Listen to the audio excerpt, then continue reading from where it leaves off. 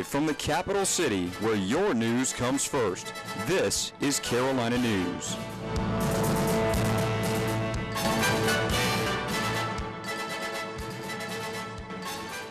Hello and welcome to Carolina News. I'm Graham Dixon. Good afternoon. Thanks for joining us. I'm Jewel Washington.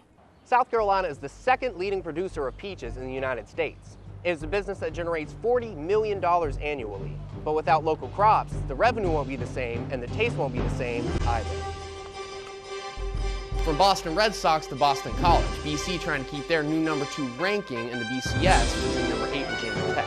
Companies like GMH Communities Trust have taken a big interest in off-campus living. GMH recently bought Stadium Suites, making it the company's third college community in the Columbia area alone. It's a cloudy day with humidity around 80%, but even without sun, it's still pretty hot here in Columbia. With that much moisture in the air, we can expect to see showers later on this evening, accompanied by cooler temperatures.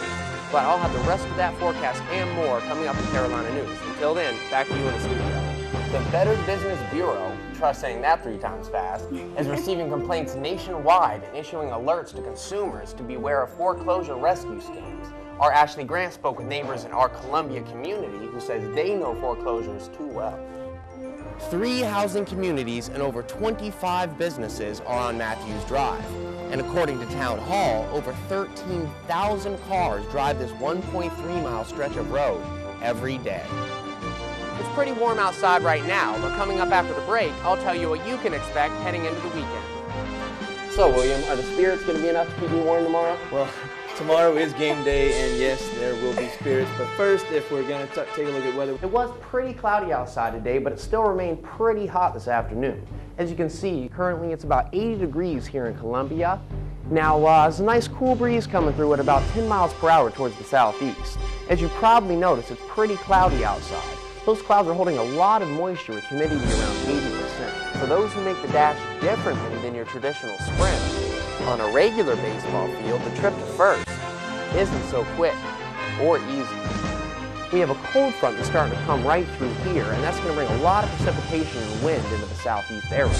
Exactly how much, if you take a look closer at the surface conditions, I'll show you what precipitation you can expect.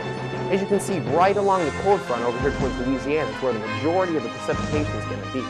Some of it's going to start to come outward from that cold front, and we can expect to see some of the outside skirts of it, but it won't be any more than an inch of rainfall. About 10% of the U.S. population suffers from seasonal affective disorder, and the severity can range from mild, which is nearly unnoticeable, to moderate, like Sarah's, to severe, which could require hospitalization. It's kind of going to fool you. It'll be warm, and it's going to get really cold in the evening. Thanks, Graham. That's all the time we have for today. See you tomorrow. Thanks a lot. Have a great evening. Catch you next time. Thanks so much for being with us and have a great weekend.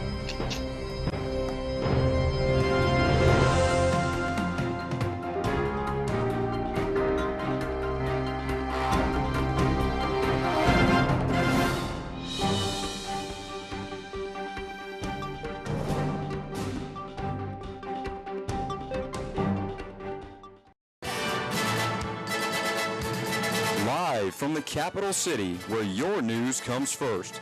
This is Carolina News.